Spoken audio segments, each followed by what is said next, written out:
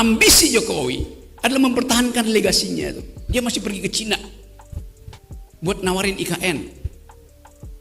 Dia masih mondar-mandir dari satu koalisi ke koalisi yang lain untuk mencari kejelasan nasibnya tuh.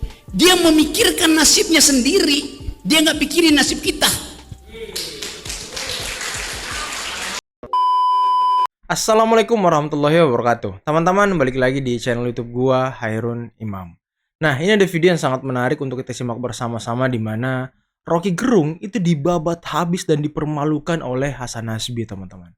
Karena seluruh fitnah dan omon-omon yang selalu dilontarkan oleh Rocky Gerung itu ternyata tidak memiliki dasar sama sekali. Ini hanya akal pikiran Rocky Gerung untuk mempengaruhi orang lain.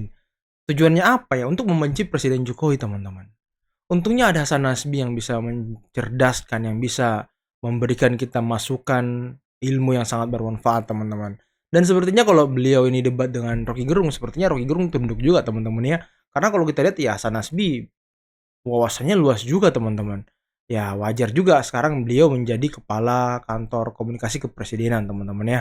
Oke, sebelum kita masuk ke videonya, jangan lupa teman-teman like, subscribe, dan share. Dan tanpa perlu berlama-lama lagi, mari kita simak videonya berikut ini.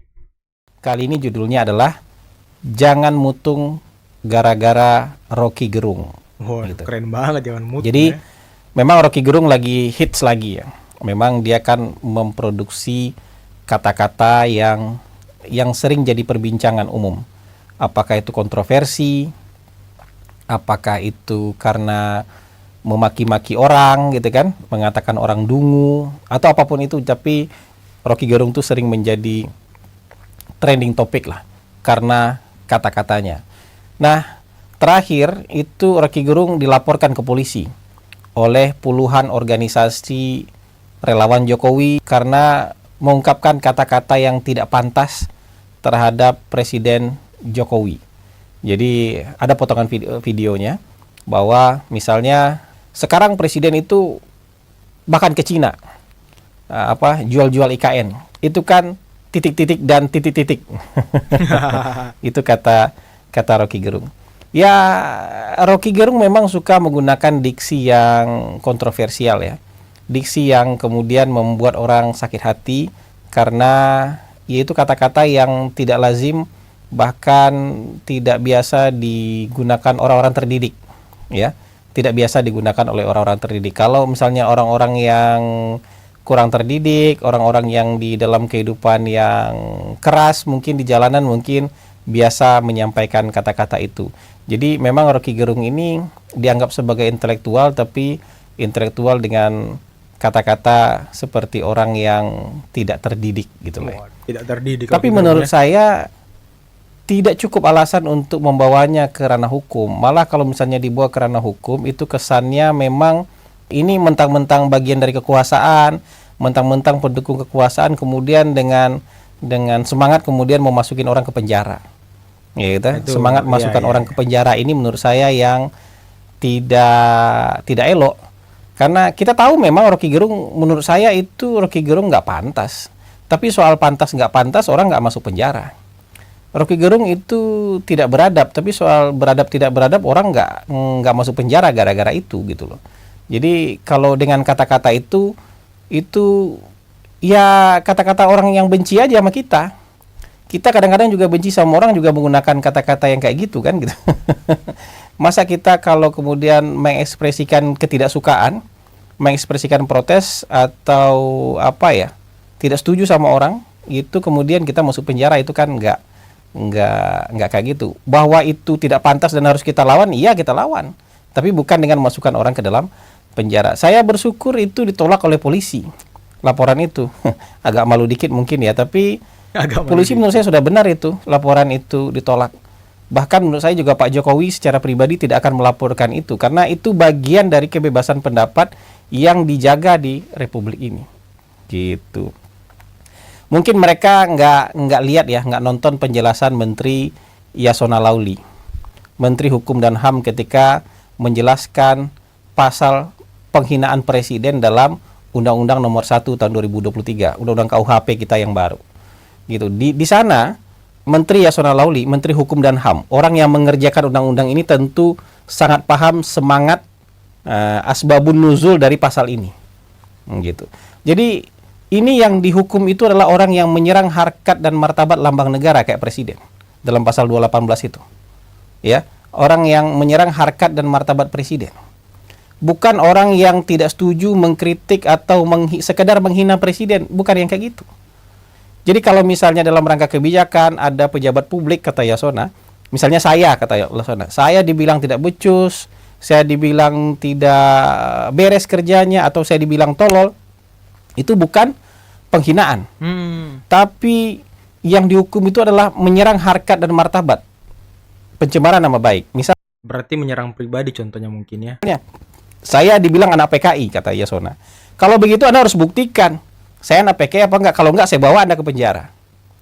Atau misalnya yang lain, kita bisa kasih contoh yang lain. Kalau Yasona bilang kan, kalau Anda bilang saya anak PKI atau anak haram jadah, saya akan bawa Anda ke ranah hukum. Kenapa? Karena Anda menyerang harkat dan martabat saya. Tapi kalau Anda bilang saya nggak becus, saya tolol, saya nggak benar kerjanya, itu bukan penghinaan, kata Yasona Lauli. Itu kata Menteri Hukum dan HAM. Menteri Hukum dan HAM dari PDI Perjuangan. Orang yang mengurus undang-undang ini. Orang yang tahu persis asbabun nuzul, asbabun nuzulnya pasal-pasal ini. Jadi tidak dipenjarakan orang karena menuding kita tidak becus, tidak beres, bodoh, dan yang lain-lain. Karena itu persepsi dia tentang kita. Persoalan persepsi dia benar atau enggak itu urusan lain. Tapi kalau menyerang harkat dan martabat, itu bisa dibawa ke ranah hukum. Itu juga kenapa misalnya orang yang bilang ijazah Pak Jokowi palsu, itu dibawa ke ranah hukum. Kenapa? Dia bukan menghina presiden, dia bilang ijazah presiden palsu. Itu menyerang harkat dan martabat itu. Dia harus buktikan betul, ijazah palsunya di mana. Kan kayak gitu. Kalau nggak terbukti ya berarti dia sudah fitnah itu. Begitu dia sudah fitnah ya dia harus dihukum. Tapi kita tidak boleh sebegitu semangatnya menghukum orang dan masukkan orang ke dalam penjara. Ya, oposisi akan bicara kontra dengan pemerintah hari ini, dengan Pak Jokowi. Kita tentu tidak senang. Tapi kalau kita tidak senang, kita lawan opini dia. Bukan kemudian kita tidak senang kita penjarakan dia. Kalau kita penjarakan dia, itu artinya kita tidak mampu melawan opini dia. Betul. Menurut saya, ya, kita itu istiqomah dalam cara berpikir. Dulu ketika Ahok slip of tongue di Kepulauan Seribu, kan kita nggak setuju. Saya terutama nggak setuju Ahok di penjara gara-gara ucapannya dia itu. Bahkan ucapan Ahok sama sekali nggak menghina buat saya. Tapi karena tekanan massa pada saat itu, akhirnya Ahok dipenjara. Tapi gara-gara ini juga, gara-gara ada orang yang dipenjara gara-gara slip of tongue, maka ada orang lain yang kira-kira sama kelakuannya, dilaporin juga ke polisi. Dipaksa-paksa juga buat dipenjara. Kalau itu terus-menerus kejadian, siklus orang dipenjara gara-gara omongan itu nggak akan berhenti. Penuh nanti penjara gara-gara orang berbeda pendapat. Penuh itu nanti penjara gara-gara orang saling tidak suka. Penuh itu penjara nanti gara-gara oposisi menghakimi pemerintah, menyudutkan pemerintah. Karena pasti akan ada keluar kata-kata yang kurang sopan seperti itu. Jadi menurut saya ucapan dan kata-kata yang menunjukkan ketidaksukaan itu nggak harus masuk penjara. Bahkan tidak boleh masuk penjara. Tapi kalau yang memfitnah, ya, bilang dia anak PKI lah, dia bukan anak PKI.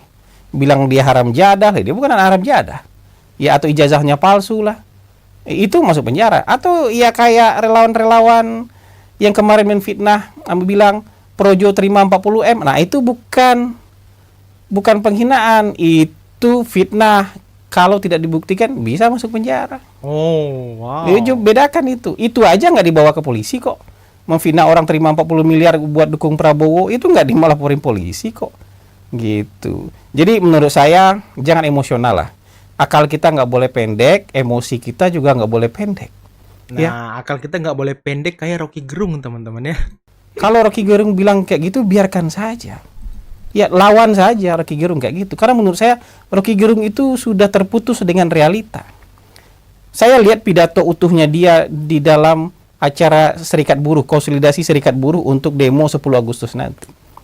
Rocky Gerung menjadikan sesuatu yang sudah tidak relevan, sudah expired, itu sebagai bahan bakar untuk mengompori buruh demo.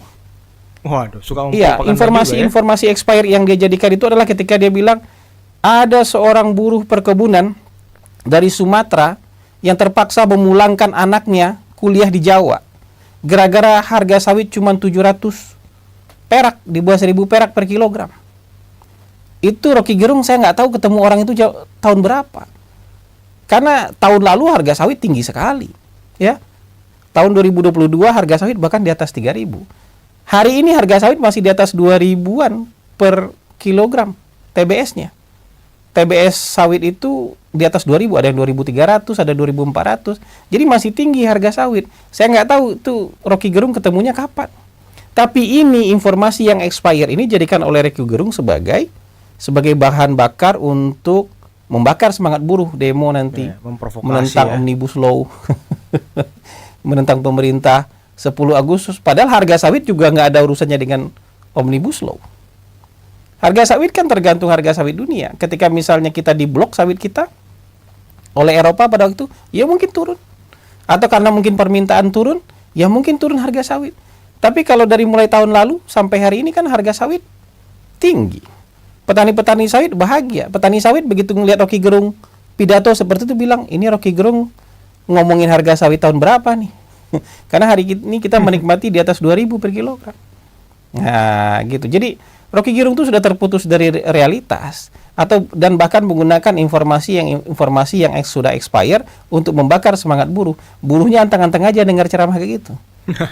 Karena mungkin nggak banyak hal yang nggak benar lah. Ya, banyak hal yang nggak benar yang disampaikan oleh Rocky Gerung. Ada orang yang sebelum Rocky Gerung bilang di sana, ada manajer yang gara-gara Omnibus Law terima pesangon cuma 25 juta katanya. Kalau Omnibus Law itu kan jelas tuh, hitungan pesangon tuh udah jelas. Dan nggak mungkin tuh kalau manajer gajinya 40 juta terima pesangon 25 juta, nggak mungkin. Ada manajer yang harusnya 1 miliar terima cuma 25 juta, nggak mungkin. Kecuali manajer Anda itu gajinya cuma 2 juta sebulan. Mungkin terima pesangon 25 juta sebulan manajer. Mungkin gajinya cuma 3 juta sebulan, mungkin dia terima pesangon 25 juta. Yang fair lah, yang fair melihat kenyataan tuh yang fair lah. Jangan hanya sekedar menggunakan informasi hoax, ya. Kalau informasi hoax itu boleh tuh dibawa. Ya, bukan karena mengatakan presiden titik itu dibawa. Tapi kalau ada informasi dia yang hoax, yang bohong, itu boleh dibawa tuh. Dalam rangka menyulut emosi orang pakai informasi hoax, bolehlah itu dibawa. Karena itu sudah fitnah itu kan, sudah fitnah itu, menyerang harkat martabat atau bikin kacau negara, itu nggak apa-apa itu menurut saya. Jadi gitu. Nah teman-teman, itulah video yang bisa kita simak, yang bisa kita saksikan pada kesempatan kali ini. Dan tadi sangat bagus sekali penjelasan dan sangat penuh daging gitu. Kalau kata Jaksel sih isinya daging semua penjelasannya. Waduh. Emang Hasan Nasbi sih dari dulu saya suka dengan statement-statementnya, gagasan-gagasannya. Karena beliau menyampaikannya dengan baik, dengan sopan, dengan santun, tenang, tidak marah-marah dan segala macam ya. Tidak seperti Rocky Gerung lah, yang setiap menyampaikan sesuatu ya tantrum dan segala macam, dan menggunakan kata-kata yang kasar, kotor. Kalau kata Hasan Nasbi sih ya seperti orang yang tidak terdidik, teman-teman ya.